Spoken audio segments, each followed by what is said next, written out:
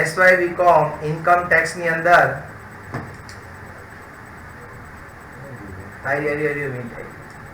SY BCom income tax ની અંદર આજે આપણો જે પાર્ટ છે એ 4 છે. અત્યાર સુધીમાં આપણે લોકોએ જે પણ કંઈ કર્યું છે એનું once upon a time revision કરી લઈએ ગાઈસ. બરોબર છે, કારણ કે રિવિઝન છે એ આપણને વધારે માર્ક્સ આપી શકે છે બીજા કરતાં વધારે. ચલો રિવિઝનમાં સૌથી પહેલાં મેં તમને લોકોને ઇન્કમ ટેક્સના રેટ લખાવ્યા હતા, જો બધાને યાદ હોય તો. બરોબર છે, એમાં આપણે વાત થઈ ગઈ હતી કે કોઈ સામાન્ય મેલ કે ફિમેલ હોય કે જેની ઉંમર છે એ 60 વર્ષ કરતાં ઓછી છે, બરોબર છે, ઓછી છે, તો એને 2,50,000 સુધી કોઈ ટેક્સ નથી. 2,50,000 થી 5 લાખની વચ્ચે 5%, 5 લાખથી 10 લાખની વચ્ચે 20%, 10 લાખથી વધારે જાય તો 30%. પછી કોઈ વ્યક્તિ છે કે જે 60 થી 80 ની વચ્ચે આવે છે, બરોબર છે, તો એને 3 લાખ સુધી કોઈ ટેક્સ નથી. 3 લાખથી 5 લાખની વચ્ચે 5%, 5 લાખથી 10 લાખની વચ્ચે 20% અને 10 લાખથી વધારે જાય તો 30%.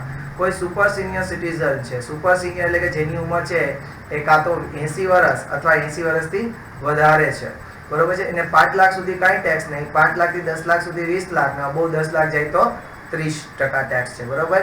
4% આપણે લોકો SHEC ચડાવવો પડશે એની ઉપર. હવે માનો કે કોઈની ઇન્કમ છે, સરચાર્જની વાત કરીએ તો ઇન્કમ છે એ 50 લાખથી 1 કરોડની વચ્ચે હશે તો સરચાર્જ એના ઉપર 10% લાગશે કુલ ટેક્સના. અને માનો કે એની ઇન્કમ 1 કરોડથી વધારે છે તો 15% સરચાર્જ લાગશે. અત્યારે ઇફેક્ટિવલી જુઓ ને તો સરચાર્જ બરચાર્જ એડ કરો તો 33% જેવો ટેક્સ થઈ જાય તમારો. પછી આપણે લોકો ભણ્યા હતા કે ડેફિનેશનમાં એમાં પર્સન હતું. પર્સનનો મતલબ થતો હતો HUA Hindu, an individual, HUF company, firm, AOP, BOI, artificial jurisdiction person ને local authority. બરોબર છે, આ આપણે લોકો શીખી ગયા હતા, યાદ હોય તો બધાને. પછી મેં AOP BOI નો ડિફરન્સ શીખવાડ્યો હતો. AOP BOI ના ડિફરન્સમાં મેં લખાયું હતું કે ઇટ ઇઝ AOP છે એસોસિએશન ઓફ પર્સન, વોલ્યુન્ટરી હોય, જ્યારે આ કેવું હોય ક્રિએશન બાય લો. કોઈ પણ વ્યક્તિ આનો મેમ્બર બની શકે, જ્યારે અહીંયા ઇન્ડિવિજ્યુઅલ જ મેમ્બર બની શકે. બરાબર, આનો જે મેઇન જે પર્પઝ છે AOP નો એ શું છે તો કે ભાઈ પ્રોફિટ અર્ન કરવાનો. અને આનો જે મેઇન પ્રોફિટ હોય ને મેઇન જે ઓબ્જેક્ટિવ હોય એ સર્વિસનો હોય છે, સેવાનો હોય છે, બરોબર છે. કો હેઝ, કો લીગાટીઝ, કો ડોનીઝ, અને આનો એક્ઝામ્પલ છે ટ્રસ્ટીઝ, બરોબર છે. પછી આપણે લોકો શીખ્યા હતા કે અસેસમેન્ટ યર એટલે કે જે યરમાં તમે ઇન્કમ કમાણા હોય એના પછીના વર્ષમાં તમારે એનું અસેસ થાય, એના પર ટેક્સ ભરવાનો, એને કહેવાય અસેસમેન્ટ યર. એમાં મેં લખાયું હતું કે અસેસમેન્ટ છે એ 12 મહિનાનો હોય છે. એની શરૂઆત છે 1 એપ્રિલથી થાય છે, એન્ડ છે 31 માર્ચ થાય છે, બરોબર છે. પ્રીવિયસ યર માનો કે 19-20 હોય તો એનું અસેસમેન્ટ યર કયું થઈ જાય 20-21 થઈ જાય, બરોબર છે. કરંટ યર 20-21 અત્યારે ચાલે છે તો એનું અસેસમેન્ટ યર આવતા વર્ષે 21-22 થશે. ઘણી કન્ટ્રીઓમાં અસેસમેન્ટ યરને આપણે ક્યુ યર કહીએ છીએ, ટેક્સ યર પણ કહીએ છીએ. એના પછી હતું પ્રીવિયસ યર.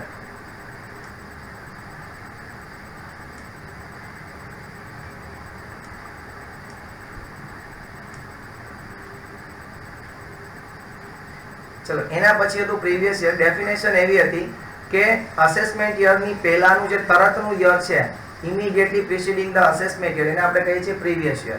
માનો કે અસેસમેન્ટ યર 20-21 હોય તો એનું પ્રીવિયસ યર કયું હોય 19-20, બરાબર. જનરલી ઇન્કમ અર્ન છે એ પ્રીવિયસ યરમાં કરવામાં આવે, પણ એનો ટેક્સ ક્યારે ભરવાના આવે નેક્સ્ટ યરમાં. ઓકે, અહીંયા સુધી આપણે લોકોએ ડેફિનેશન સેક્શન જોઈ હતી. એના પછી આપણે લોકોએ જોયું હતું 2 મિનિટ, અલગ અલગ મારાથી ત્યારે સેવ થઈ ગયું હતું એટલા માટે.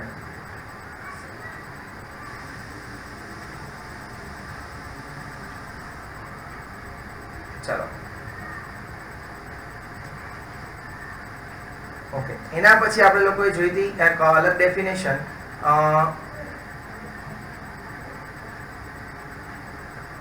પછી SSE, બરોબર છે. કે SSE નો મતલબ શું છે કે જે liable to pay tax, the person who is liable to pay tax under this act. આ કાયદા હેઠળ જે વ્યક્તિએ ટેક્સ ભરવા માટે જવાબદાર છે, લાયબલ એટલે કે જવાબદાર છે, એ SSE કહેવાશે. પછી જેની અગેન્સ્ટમાં પ્રોસિડિંગ સ્ટાર્ટ થઈ ગઈ છે, હેઝ બીન ઇનિશિએટેડ. મેં તમને કીધું હતું એ પ્રોસિડિંગનો મતલબ હોય સર્ચ હોય, બરોબર ને, રેડ પાડતા હોય આપણા ઘરમાં એને સર્ચ કહેવાય, સીઝર્સ કહેવાય, સીઝર. પછી ઇન્કમ ટેક્સનું રિટર્ન ફાઇલ ન કર્યું હોય તો એની ઇન્કમનું કેલ્ક્યુલેશન કરતા હોય ઇન્કમ ટેક્સ ઓથોરિટી, બરોબર છે. તો આ શું છે તો કે the person against him proceeding has been initiated. ત્રીજું, every person who is deemed to be an assessee like representative. માનો કે રિપ્રેઝેન્ટેટિવ કોઈ ન હોય, મેં તમને એનું ઉદાહરણ આપ્યું હતું કે ભાઈ હું અમેરિકામાં રહેતો, મારે 50 કરોડની ઇન્કમ ઇન્ડિયામાંથી થઈ હોય, 10 કરોડ રૂપિયા નો મારે ટેક્સ આવતો હોય તો ટેક્સ ભરવા હું ઇન્ડિયામાં ન હોઉં, પણ મારા વતી મારો કોઈ એક નોમિની અપોઇન્ટ કરી દઉં, એને હું મારો રિપ્રેઝેન્ટેટિવ બનાવી લઉં, એને હું મારો લેટર આપી દઉં, એટલે કે એ મારા વતી છે એ રિટર્ન ઓફ ઇન્કમ ફાઇલ કરે અને એના પર સિગ્નેચર કરી શકે. બરોબર છે. ચોથો હતો કે assessee who is deemed to be an assessee in default. મેં તમને એનો પણ ઉદાહરણ આપ્યું હતું કે કોઈ એક TDS કાપવો જરૂરી હતો પણ કોઈ વ્યક્તિએ એનો TDS ન કાપ્યો, બરોબર છે, તો અસેસી ઇન ડિફોલ્ટ થઈ જશે. તો 4 એવા કેસ હતા મેં એવા લખાયા હતા કે જેને અસેસી કહેવાય. જો આ બધા યાદ રાખજો ફ્રેન્ડ્સ, 5 માર્ક્સ માટેની ડેફિનેશન છે. તમને એમ થાય કે હું છેલ્લે પાકું કરી લેવું, છેલ્લે કોઈ શબ્દ પણ નહીં સમજાય દોસ્તો, યાદ રાખજો. ગ્રોસ ટોટલ ઇન્કમ માટે મેં તમને એક્ઝેક્ટ ફોર્મેટ જ લખાવી દીધું, તમારે એ જ યાદ રાખવાનું છે કે ટોટલ જે 5 હેડ છે એની ઇન્કમ ટોટલ કરો, બરોબર છે, before deducting deduction under section 80C to 80U એવું મેં લખાયું છે કે એમાં ડિડક્શન તમારે 80C to 80U ના ડિડક્શન ગણાશે નહીં. માનો કે બિઝનેસ લોસ હોય કે અનેઝો ડેપ્રિસિએશન હોય, એની પહેલાનો જે ઈ પણ એની અંદર લેસ કરવામાં આવશે, બરોબર છે. એવું આપણે બધું આમાં લખ્યું હતું ગ્રોસ ટોટલ ઇન્કમમાં, બરોબર છે. મેં તમને એનું ફોર્મેટ બનાવ્યું હતું, ઉપર આપણે એના વિશે ડિટેલ લખી હતી, બરોબર. ચાલો, એના પછી ટેક્સ ઇવેશન. ટેક્સ ઇવેશનનું મેં તમને ઉદાહરણ આપીને સમજાવ્યું હતું કે બિલ ન દેવું, બિલ ન લેવું, એટલે કે કોઈ પણ અવોઇડ પેઇંગ ટુ ટેક્સ. તમે કોઈ પણ મીન્સનો ઉપયોગ કરો, મેથડનો ઉપયોગ કરો, બરોબર છે, ટેક્સ ન ભરવા માટેનો, ઇલીગલ રસ્તો, લીગલ નો, એને કહેવાય ટેક્સ ઇવેશન. ઇવેશન એટલે કે ચોરી. ટેક્સની શું કહેવાશે? ચોરી, બરોબર છે. હવે આ માનો કે ટેક્સ ઇવેશન ફાઇન્ડ કરી લે છે, બરોબર છે, તમને ઇન્કમ ટેક્સ ઓથોરિટી પકડી લે, તમે ટેક્સ ચોરતા, તો તમને કાં તો પનિશમેન્ટ આપે, તમને શું આપે, કાં તો પેનલ્ટી રાખે તમારી ઉપર, બરોબર છે. ટેક્સ ઇવેશનમાં શું હોય તો કે ભાઈ ઇન્કમ ઓછી દેખાડતા હોય, બરોબર છે, પછી વધારે ખર્ચા બતાવતા હોય, યાદ આવે છે ને મેં એવું લખાવ્યું હતું. પછી ઇન્કમ ટેક્સમાં રોંગ અકાઉન્ટ સબમિટ કરાવતા હોય, પછી તો કે અકાઉન્ટ જ ન રાખતા હોય, અને કદાચ જાણી જોઈને પ્રોવિઝન છે ઇન્કમ ટેક્સની એનો શું કરી દેતા હોય, મિસયુઝ કરતા હોય. ગાઈઝ ઇઝીલી લખાવું છું, બહુ યાદ રહી જાય એવા વર્ડમાં લખાયું છે, બરોબર છે. પછી આવ્યું હતું ટેક્સ અવોઇડન્સ. ટેક્સ અવોઇડન્સમાં ટેક્સ ન ભરવાની ભાવનાઓ, ટેક્સ ન ભરવાની કે ઓછી ભરવાની ભાવના, બરાબર છે. ટેક્સ કાં તો ભરવો જ નથી, કાં તો ઓછો ભરવો, પણ વિથ ધ લીગલ મીન્સ. જે મીન્સ હશે એ લીગલ હશે, પણ આ લોકો શું કરશે, એને મિસરિપ્રેઝન્ટ કરશે. મિસરિપ્રેઝન્ટ, જેટલી પ્રોવિઝન હશે ને એને ખોટું દર્શાવવાની કોશિશ કરશે, ટ્વિસ્ટ બનાવશે, સિચ્યુએશનને કેવી બનાવી દેશે, ટ્વિસ્ટ બનાવી દેશે, બરાબર છે. એટલે મિસરિપ્રેઝન્ટ થઈ જશે અહીંયા. Tax avoidance is also device to paying less tax. ઓછો ટેક્સ ભરવા માટેનો એક ડિવાઇસ છે. When there is a tax planning by taking advantages of provision of tax law, but the intention is મેલાફાઇટ. જો આ શબ્દ ખાસ આવવો જોઈએ કે તમારે લોકોએ ટેક્સ પ્લાનિંગ કરવું છે, એનો ફાયદો લેવો છે, પણ તમારો હેતુ છે ને એ મેલાફાઇટ છે, ખોટું કરવાનો હેતુ છે, તો આને ટેક્સ અવોઇડન્સ કહેશું, બરોબર છે. How we derive the benefit of tax, make use of colourable device, મેં તમને કીધું હતું, બરોબર છે. પછી મિસરિપ્રેઝન્ટેશન અથવા ટ્વિસ્ટ કરે, make the use of provision of but intention is malafide, બરોબર છે. એ વર્ડ ખાસ આવવો જોઈએ ફ્રેન્ડ્સ. ચલો હવે આગળ એની લખીએ.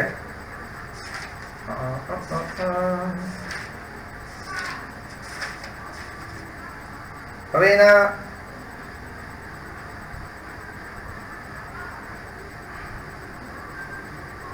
બસ એટલું ઘણું છે આના માટે. ત્રીજો વર્ડ લખો ટેક્સ પ્લાનિંગ. થર્ડ. હવે એના પછી 9મી આવી ને ડેફિનેશન, હે 9મી ડેફિનેશન લખો. 9 ડેફિનેશન ટેક્સ પ્લાનિંગ.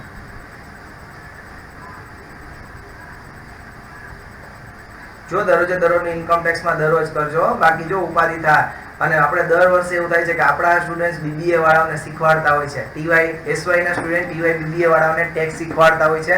એ દર વર્ષે બનેલું છે ગાઈસ, હું જ્યારથી ભણાવું છું ત્યારથી.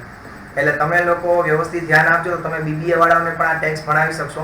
બીજું કોઈ BBA વાળા હોય, બરોબર છે, તો એને કહેજો મારી આ ચેનલ સબસ્ક્રાઇબ કરી અને દરરોજ વિડીયો લેક્ચર જોવે રેગ્યુલર, કારણ કે એને આ ભેગું કામ આવવાનું છે ગાઈસ, બરોબર. ચાલો ટેક્સ પ્લાનિંગ એની અંદર લખીએ છીએ. Tax planning is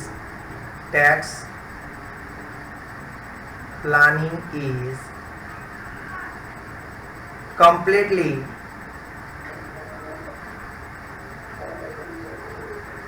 legal. જો આ ટેક્સનું જે પ્લાનિંગ કરે છે ને કમ્પ્લીટલી લીગલ છે. એટલે કે સીએ વાળા છે ને, સીએ વાળા એ શું કહે છે કે અમે ટેક્સને અવોઇડ નથી કરતા શીખવાડતા, બરોબર છે, પણ અમે ટેક્સનું પ્લાનિંગ કરતા તમને બધાને શીખવાડીએ છીએ. શું શીખવાડીએ છીએ? ટેક્સનું પ્લાનિંગ કરતા. આવું સીએ વાળાનું કેવું છે, બરોબર છે, કે સીએ છે એ તમારું ટેક્સનું પ્લાનિંગ કરી દે છે, ટેક્સને ચોરી કરતા તમને શીખવાડતા નથી. શું કામ ને? કારણ કે એની અંદર જે લીગલ પ્રોવિઝન છે એનો ઉપયોગ કરતા શીખવાડે છે. અહીંયા એક શબ્દ બહુ મહત્વનો છે, લીગલ. લીગલ જે પ્રોવિઝન, સરકારે એમ કીધું છે કે ભાઈ તમને લોકોને 80C હેઠળ જો તમે LIC માં પ્રીમિયમ લ્યો અથવા તો હાઉસિંગની લોન લ્યો, ઘણું બધું છે, આપણે આગળ જોશું, તો તમને 1,50,000 સુધી અમે આવકમાં બાદ આપશું. એટલે કે કોઈ વ્યક્તિ માનો કે 6 લાખની આવક હોય અને એને 1 લાખ રૂપિયાની LIC નો વીમો ભર્યો હોય આ વર્ષે, તો એને બાદ કરવા દે અને 5 લાખ રૂપિયા છે એના ઉપર ટેક્સ ગણે, બરોબર છે. એટલે બેંક વાળાની બધા લોકો એને વધારે આનું ખ્યાલ હશે. અત્યારે જો માણસો, તમે લોકો વિચારો કે ગવર્મેન્ટના જેટલા ઓલા જે છે એમ્પ્લોઈઝ, એ જોજો સૌથી વધારે રૂપિયા રોકતા હોય છે LIC માં. આ તો આપણે LIC કહીએ છીએ, કંપનીનું નામ છે LIC, પણ લાઈફ ઇન્સ્યોરન્સ હું તમને શબ્દ બોલું, લાઈફ ઇન્સ્યોરન્સમાં એમાં SBI આવી જાય, ICICI આવી જાય, કેટલું આવી જાય, બરોબર છે. એની અંદર બધા લોકો રૂપિયા રોકતા હોય. અને હું તો ઘણી વાર કહેતો કે જો બોલકણા લોકો હોય, બરોબર છે, જેનામાં કેલિબર હોય, તો એ લોકો આની એજન્સી લઈ શકે. LIC ની એક નાનકડી એક્ઝામ હોય, ઈરડાની પાસ કરવાની હોય, બરોબર છે. એક્ઝામ પાસ કરો એટલે તમે બધાને વીમા વેચી શકો અને પેલું જે વીમોનું પ્રીમિયમ હોય એના 35% તમને કમિશન મળે. પછી જ્યાં સુધી ઓલો વીમોનું પ્રીમિયમ ભરતો રહે, માનો કે 20 વર્ષ વીમાનું પ્રીમિયમ ભરે, તો 20 વર્ષ સુધી તમારી ઇન્કમ ચાલુ રહે, બરોબર છે. તો આ એક બિઝનેસનું માટે પણ ઉપયોગી થઈ ગઈ છે LIC, પણ કરવું હોય એની વાત છે આ બધી, બરોબર. તો ટેક્સ પ્લાનિંગ છે કમ્પ્લીટલી કેવું છે? લીગલ છે. હવે જો આ વર્ડને કારણે ઇન્કમ ટેક્સ સીએ લોકો છે સર્વાઈવ કરે છે કે it is an arrangement of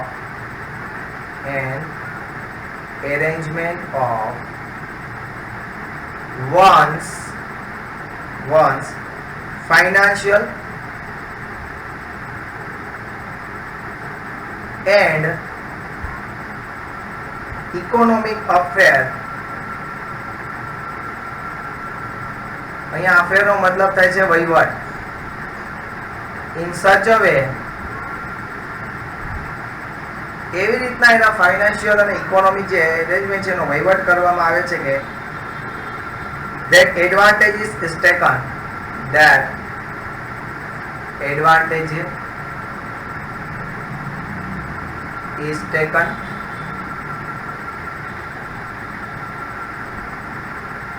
of all deductions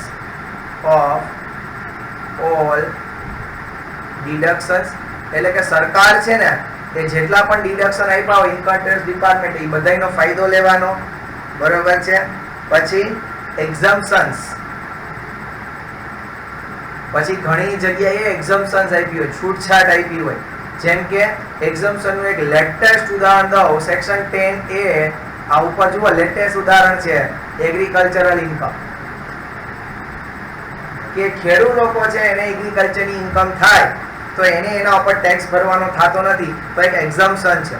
બીજું તો કે પાર્ટનરશિપ ફર્મમાંથી પાર્ટનર લોકોને ઇન્કમ થાય, એટલે કે પાર્ટનર લોકોને બિઝનેસનો શેર મળે છે તો એના ઉપર પણ એને ટેક્સ ભરવાનો નથી. એટલે કે બધા ડિડક્શન્સ હોય, સરકારે જેટલી છૂટ આપી હોય બધાનો ફાયદો લઈ લેવાનો, એને કહેવાય ટેક્સ પ્લાનિંગ ગાઈસ. અને સીએ છે આ ડિડક્શન એક્ઝમ્પશન્સ બધું યાદ રાખતો હોય અને તમારી ઇન્કમ છે એનું પ્લાનિંગ કરવાનું. માનો કે તમે લોકો છે ભવિષ્યમાં કરોડોપતિ બની જાવ ને, તો સીએ તમને કહે કે કામ કરો સાહેબ, આ વર્ષે તમે 1.5 લાખ રૂપિયાનું વીમા પ્રીમિયમ ભરી દો. બીજું તો કે સાહેબ એક કામ કરો, તમે 5 વર્ષની FD મૂકી દો, એનો હું તમને બાદ મળશે, બરોબર. તો ઘણું બધું તમને શીખવાડે આ બધું, બરોબર છે. અલાઉન્સીસ ઘણા છે, અલાઉન્સ કઈ આપ્યા હોય એ આપણે સેલરીના ચેપ્ટરમાં બધું ભણશું. Allowance and રિબેટ્સ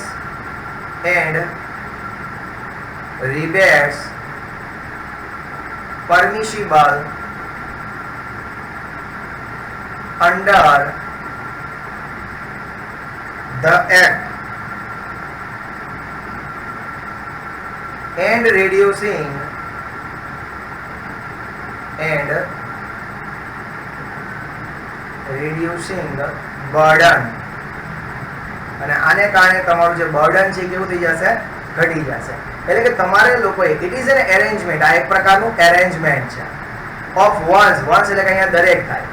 financial and economic affair, financial and economic affair છે એનું આખું એક એરેન્જમેન્ટ છે. એવી રીતના કે ધ એડવાન્ટેજીસ ઇઝ ટેકન, કે દરેકનો ફાયદો લેવામાં આવે, બધા ડિડક્શન, બધા એક્ઝમ્પશન, બધા અલાઉન્સીસ, બધી રિબેટ કે જે પરમિસિબલ છે આ એક્ટની અંદર. અને આને કારણે reducing the burden of tax, અને આને કારણે ટેક્સનું જે બર્ડન છે એ કેવું થઈ જાય છે, આપણું ઘટી જાય છે. બરોબર છે.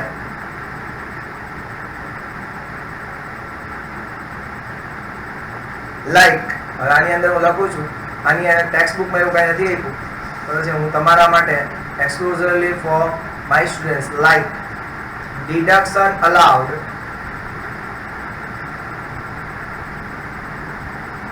under section 80C for payment of premium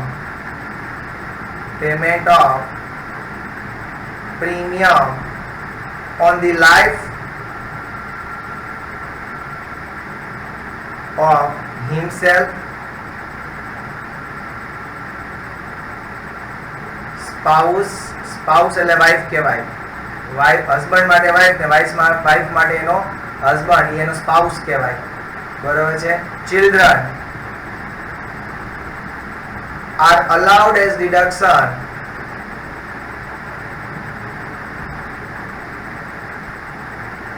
up to rupees 2 lakhs, કે 2 લાખ સુધી, બરોબર છે, તમે પ્રીમિયમ ભરો છો. બરોબર છે. તમારી લાઈફ ઉપર, તમારી વાઈફની લાઈફ ઉપર, તમારા ચિલ્ડ્રનની લાઈફ ઉપર, સ્ટુડન્ટ્સની નહીં, ચિલ્ડ્રનની.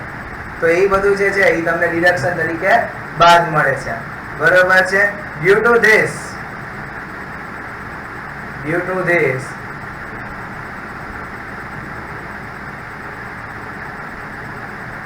the burden of tax is reduced. અને આને કારણે ટેક્સનું બર્ડન છે એ કેવું થઈ જાય છે, ઘટી જાય છે. તો આઈ હોપ કે તમને લોકોને આ 3 વર્ડ સમજાણા હશે. પહેલું હતું ટેક્સ ઇવેશન, ટેક્સ અવોઇડન્સ અને ટેક્સ પ્લાનિંગ. આની કદાચ શોર્ટ નોટ પૂછાઈ શકે. એટલે 5 માર્ક્સ છે એ ઓલી ડેફિનેશનમાંથી, કદાચ 5 માર્ક્સ છે આમાંથી પણ પૂછાઈ શકે ગાઈસ. બરોબર, લખીને આવજો બધા. હવે એક આપણી છેલ્લી બાકી રહી છે, એક ઓબ્જેક્ટિવ ઓફ ટેક્સ પ્લાનિંગ છે, એ વાંચી લેજો. ડી ટોપિક છે, બરોબર છે. એ મેં તમને શીખવાડી દીધું, એ જ છે. એટલે ઓબ્જેક્ટિવ ઓફ ટેક્સ પ્લાનિંગ છે તમારે વાંચવાના રહેશે. હવે આપણે એક જ ભણવાનું છે, એગ્રીકલ્ચરલ ઇન્કમ. બરોબર છે. એની અંદર એક ચાર્ટ ભણી લઈએ, કારણ કે 5 માર્ક્સમાં આપણે કાંઈ આટલું બધું તો લખીને દેવું નહીં. બરોબર છે. કેટલા ગયા છે ડેફિનેશન? 10 લખો. Agricultural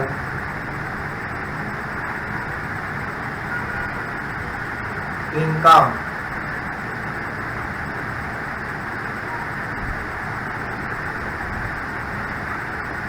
agricultural income. બરાબર છે ફ્રેન્ડ્સ?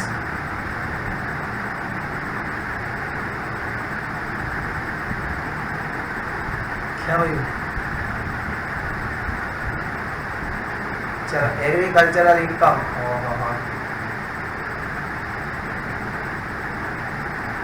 ફોટો થઈ ગયો. ચાર્જિંગ બંધ કરી દીધું, ચાર્જિંગ ને કારણે આ બધું. હા,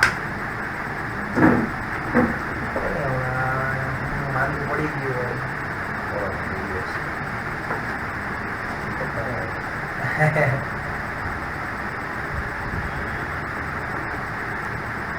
ચલો, એગ્રીકલ્ચરલ ઇન્કમ.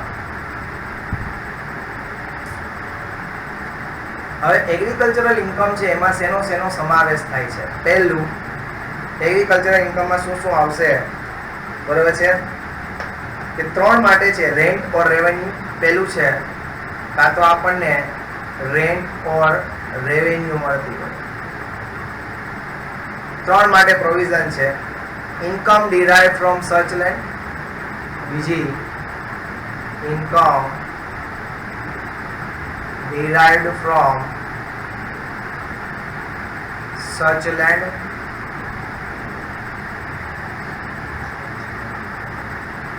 આ ખેડૂત લોકો એને હમણાં મગજમાં ચડી જાય બધું જોજો. હા, એટલે આપણા પિતાશ્રી નથી કરતા tax.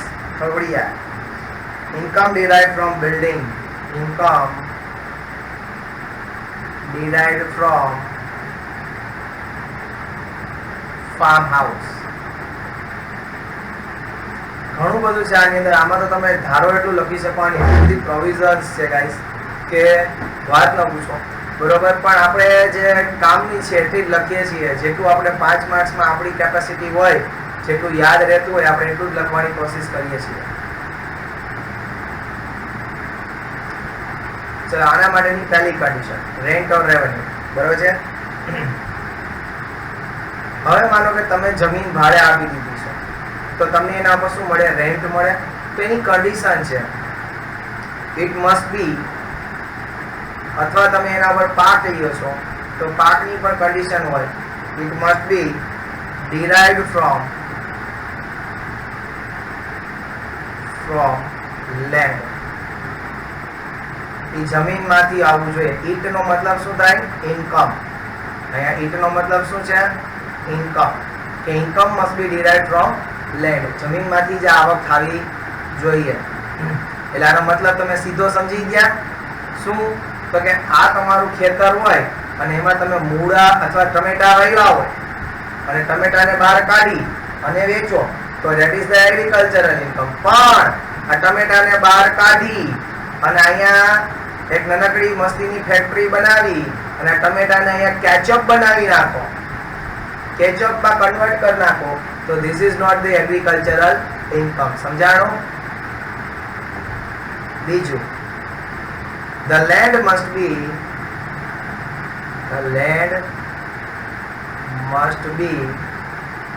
situated in India. I love my India. I love my India. આ લેન્ડ છે ક્યાં હોવી જોઈએ? ઇન્ડિયા માટે. બીજો મતલબ તમે આનો શું કાઢી શકો કે ઇન્ડિયાની જમીન હોય અને એગ્રીકલ્ચર ઇન્કમ હોય તો એક્ઝામ, તો એના ઉપર ટેક્સ નહીં લાગે. પણ ચાઇનાની હોય તો એગ્રીકલ્ચર છે ચાઇનાની, તો એના ઉપર એક્ઝમ્પશન છે નહીં. એનો મતલબ એમ કે તમારા પિતાશ્રીની જો ઇન્ડિયામાં જમીન હોય તો ટેક્સ નહીં ભરવાનો. પણ માનો કે આ જમીન છે તમારી પાસે પાકિસ્તાન અથવા બાંગ્લામાં હશે તો એના પર તમારે ટેક્સ ભરવો પડશે. ક્લિયર? જો બહુ મજા આવે સબ્જેક્ટ થવાનો દોસ્તો. જે લોકો એટલો ઇન્ટરેસ્ટથી આ સબ્જેક્ટને ભણશે એટલી જ એને મારા દ્વારકાધીશ છે એ ભણવામાં રુચિ લગાડશે અને આ જ સબ્જેક્ટ હિસાબે તમે લોકો અર્નિંગ કરતા પણ થઈ જાઓ. માનો કે જો અત્યારે ઇન્કમ ટેક્સમાં ઇન્ટરેસ્ટ જાગે અને ટીવાય બીકોમ પછી તમે લોકો એલએલબી કરો, બરોબર, તો તમે લોકો છે એ ટેક્સેશનના સલાહકાર બની શકો. સારામાં સારા સલાહકાર. એના માટે તમારે લોકોએ અત્યારે ફ્રી ટાઈમમાં કોઈ સીએ હોય, કોઈ એલએલબી હોય તો એને ક્યાં ટ્રેનિંગ લેવા જવાય. બરોબર, એ તમે ઇન્કમ ટેક્સના રિટર્ન ફાઇલ કરતા શીખવાડે, જીએસટીના રિટર્ન્સ ફાઇલ કરતા શીખવાડે. બરોબર ને? The land must be used for agricultural purpose. જમીનનો ઉપયોગ શેના માટે કરવાનો છે? ખેતી માટે જ કરવાનો છે. બરોબર છે? અહીંયા એક જો શબ્દ વાપરો ખેતી માટે. માનો કે ઘણાને ખેતીની જમીન હોય એને કન્વર્ટ કરાવી અહીંયા હોટલ બનાવી નાખે તો કે સર એ એગ્રીકલ્ચર ઇન્કમ નહીં. મહત્વનું કે એનો ઉપયોગ સેવો હોવો જોઈએ? Agricultural purpose. એગ્રીકલ્ચર એટલે ખેતી. ખેતીની અંદર પોલ્ટ્રી ફાર્મ પણ આવી જાય છે. પોલ્ટ્રી ફાર્મ એટલે મરઘા બતકા ઉછેર કેન્દ્ર, પછી ફિશરીઝ એટલે કે માછલા ઉછેર કેન્દ્ર, સસલા ઉછેર કેન્દ્ર. તો આ બધાય પણ છે એ 2 મિનિટ હે ગાંજો. ચલો, વેરી ગુડ ક્વેશ્ચન. આપણા સ્ટુડિયોમાંથી એક ઊભો થયો છે કે ગાંજો છે એગ્રીકલ્ચર ઇન્કમ કહેવાય કે ન કહેવાય? Question is that. આપણે લોકો ગાંજો વાવીએ ખેતરમાં તો એ એગ્રીકલ્ચરલ ઇન્કમ કહેવાય કે ન કહેવાય? બરોબર છે? તો આના માટે હું તમને એક મસ્ત વાક્ય કહું કે ઇન્કમ ટેક્સ ડિપાર્ટમેન્ટ છે ને, ઇન્કમ ટેક્સ ડિપાર્ટમેન્ટ, એને ટેક્સ થી મતલબ છે. ઈ કદાચ તમારા લીગલ બિઝનેસ માંથી આવે કે કદાચ તમારા ઇલીગલ બિઝનેસ માંથી આવે, એનાથી કોઈ મતલબ છે નહીં. એને ખાલી ટેક્સ થી મતલબ છે, બરોબર. એટલે કોઈ વ્યક્તિ છે એ મર્ડર કરી આવે અને બિચારો ઇન્કમ ટેક્સ રિટર્ન માં લખે કે મારી આ જે 5 લાખની ઇન્કમ છે મેં એક સોપારી લીધી હતી, ખંડણી મળી છે મને, બરોબર, એ લખી શકે, બરોબર છે. તો એમાં સરકારને ખાલી ટેક્સ ભરવાથી જ મતલબ છે, ઇન્કમ ટેક્સ ડિપાર્ટમેન્ટ ક્યાંથી આવે છે એનાથી મતલબ નથી. પછી હા, એ પછીની આગળની જે પ્રોસિડિંગ્સ છે એ પછીની વાત છે, બરોબર. એ આપણા ભારતના કોન્સ્ટિટ્યુશન ઉપર જાય, પણ પેલા તો ઇન્કમ ટેક્સ ને એનાથી મતલબ નથી, બરોબર છે. બધાને દેખાય જ ના ગાઈસ? ગાઈસ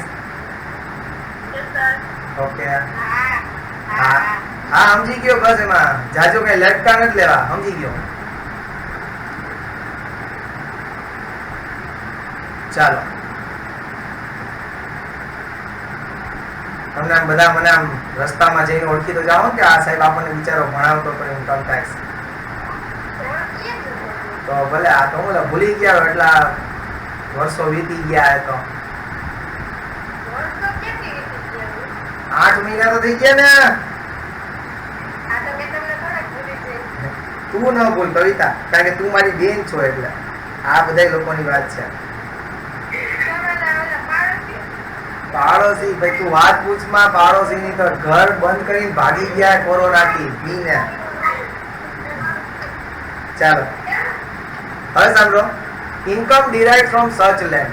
હવે વાત આપણી બીજી છે કે જે ઇન્કમ તમને મળે છે એ ક્યાંથી મળવી જોઈએ? તો કે જમીનમાંથી જ મળવી જોઈએ. એટલે મેં તમને હમણાં જ સમજાવ્યું હતું કે તમે ફેક્ટરી નાખશો તો નહીં ચાલે, બરોબર છે. Agriculture means 100% it was the agriculture. Income must બી, લખો પહેલી કન્ડિશન, ઇન્કમ મસ્ટ બી. એટલે તમે એક્ઝામમાં આવો ને, એક્ઝામમાં તો એક્ઝામમાં ચાર્ટ બનાવીને છૂટું છૂટું લખજો, બરોબર છે. હા, અને એનું હેડિંગ દેજો કન્ડિશન ફોર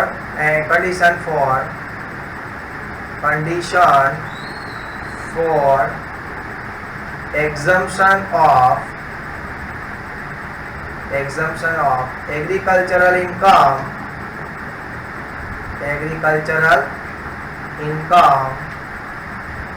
under section 10(1) બરોબર છે, એનું એક્ઝમ્પશન છે. એટલે આવું હેડિંગ આપી દેજો. અને પછી છે ને આની જે કન્ડિશન્સ છે એ તમે લખવાનું ભૂલે ગયા, આગળ પાછળ દાયે બાયે. Income must be derived by agriculture,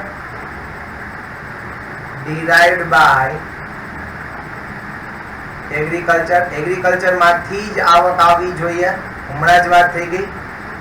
બીજું, income must be derived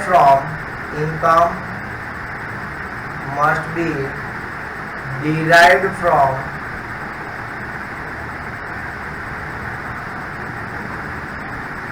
processing of. આ પ્રોસેસિંગ એટલે બેઝિક પ્રોસેસિંગ હોય, બેઝિક પ્રોસેસ એટલે એને લણવાનું ને એ બધાથી.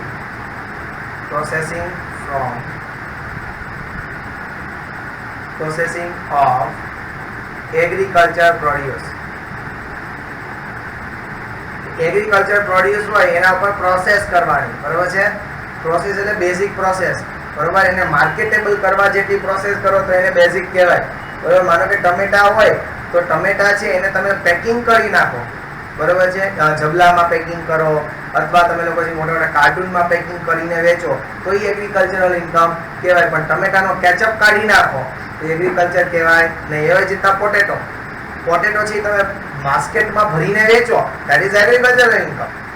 પણ તમે બટેટાની અહીંયા તવો માંડી ને ચિપ્સ વેચવા માંડો તો એગ્રીકલ્ચરલ નથી, કારણ કે જમીનમાંથી આવક નથી આવતી. ચિપ્સની ઇન્કમ અલગ થઈ જશે, બટેટાની એટલે કે એગ્રીકલ્ચર ઇન્કમ અલગ કાઢવી પડશે એ સંજોગોમાં, બરોબર છે. Income must B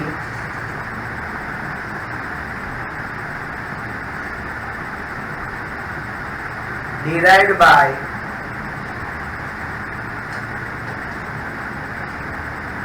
sale of agri produce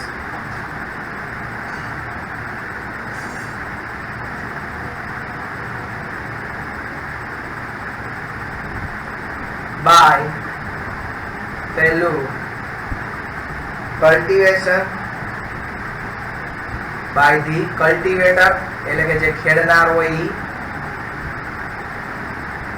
और બીજું by the rent receiver માનો કે ભાગ્યા, બરાબર ને, આ જમીન ભાગ ખેડવા કોકને આપી હોય એની પાસેથી રેન્ટ લેતા હોય તો એ પણ એગ્રીકલ્ચર ઇન્કમ જ કહેવાશે. અથવા તમે કલ્ટિવેટર છો, તમે ખુદ જમીનને વાવો છો અને આવક મેળવો છો તો તમે આવી જશો. અથવા તમે કોકની જમીન ભાગ્યે રાખી છે અને ભાગ્યમાંથી તમે આવક મેળવો છો તો એ પણ એગ્રીકલ્ચર ઇન્કમ કહેવામાં આવશે. ગાઈસ ક્લિયર બધાને? ઓકે. ત્રીજું, income derive from farm house. Farm house હોય ને, કાલથી આપણું જે ચાલુ થશે એ પ્રેક્ટિકલ સેશન હશે અને કાલે આપણે લોકો મળશું. કેટલા વાગે ભાઈ?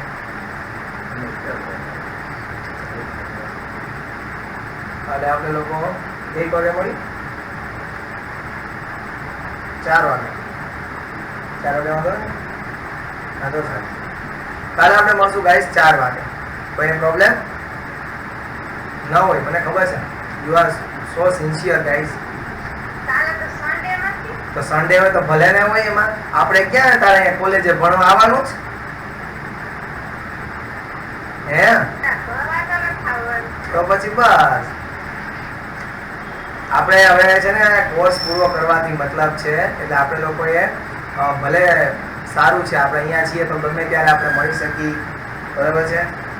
કાલનો હું તો હજી એવું વિચારું છું કે આપણે એક લેક્ચર રાતના 9 થી 1-2 વાગ્યા સુધીનો રાખવો છે. નેટ નું કરશો? અચ્છા, તો ભલે. ધ બિલ્ડિંગ મસ્ટ બી 1600 રૂપિયાનું પુરાવતા જાવ કા 1 GB કરશે એટલે. Occupied by the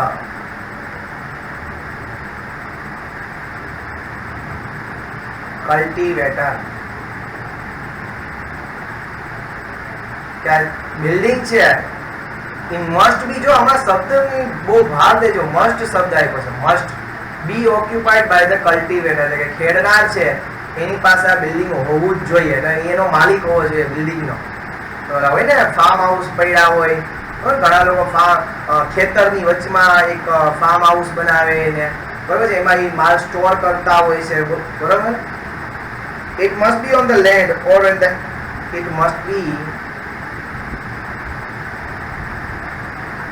on the land, એટલે કે હવામાં લટકતું ન હોવું જોઈએ.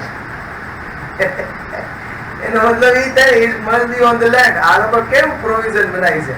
એટલે એમ કહેવા માંગે છે કે જે ખેતર જે છે તમારું એની અંદર જ આવવું જોઈએ, એટલે કે ખેતરની આજુબાજુમાં ક્યાંય બીજે ન હોવું જોઈએ, તમારા જ ખેતરની અંદર હોવું જોઈએ, બરોબર હે? લો મેં કર્યા. The cultivator must use as dwelling house. Dwelling એટલે કે રહેવા માટે, બરોબર છે. એ મકાનનો ઉપયોગ ડ્વેલિંગ હાઉસ તરીકે અથવા સ્ટોર હાઉસ તરીકે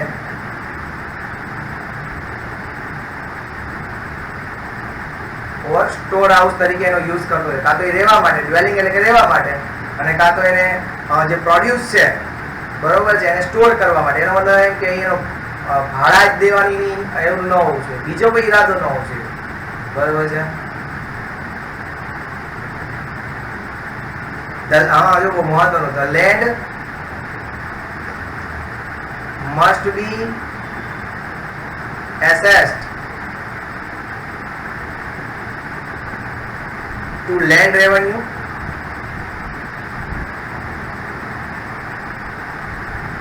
or local tax or local rates. એટલે કે જેની જમીન હશે ને એમાં લેન્ડ રેવન્યુ, બરોબર છે, લેન્ડ રેવન્યુ લાગુ પડે. તમે ઉતારા બધા કઢાવો છો ને, એટલે એ લેન્ડ રેવન્યુમાં એસેસ થઈ છે એ જમીનને, બરોબર. બાકી તો તમારા બધા જેવા ત્યાં હોટેલ ઊભી કરી દે, બરોબર છે. એટલે લેન્ડ રેવન્યુમાં એસેસ થાય છે જમીન, બરોબર. બધી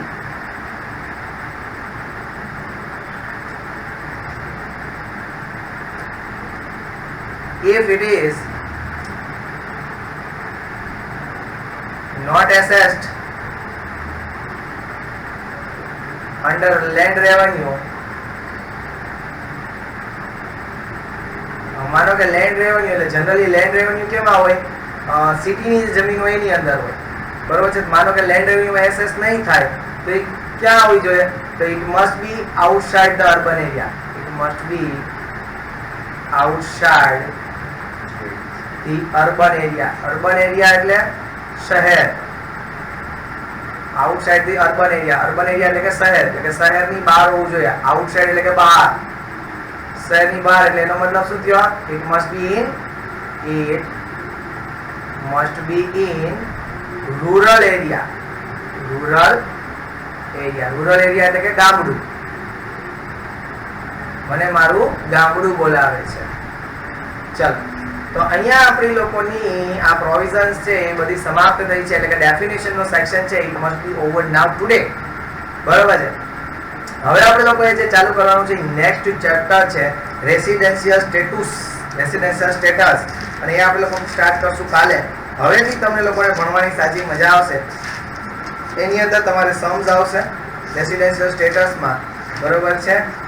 અને પછી ભણશું આપણે આગળ વધારે, બરોબર છે. તો મળીએ છીએ આવતીકાલે બપોરે કેટલા વાગે? 4 વાગે.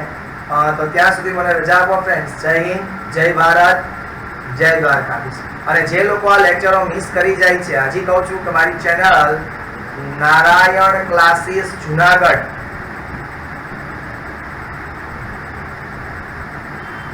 એને યુટ્યુબમાં તમે લોકો સબસ્ક્રાઇબ કરી લેજો. અને જરૂરિયાતવાળા લોકો છે એના સુધી આપણી આ ચેનલને પહોંચાડજો. બીજું આની અંદર 11-12ના લેક્ચર રેગ્યુલર મૂકું છું, તો એ તમારા કોઈ જુનિયર હોય તેને આ ચેનલ ખાસ સબસ્ક્રાઇબ કરાવજો. તો મળીએ છીએ કાલે 4 વાગે. જય હિન્દ, જય ભારત, જય દ્વારકાધીશ.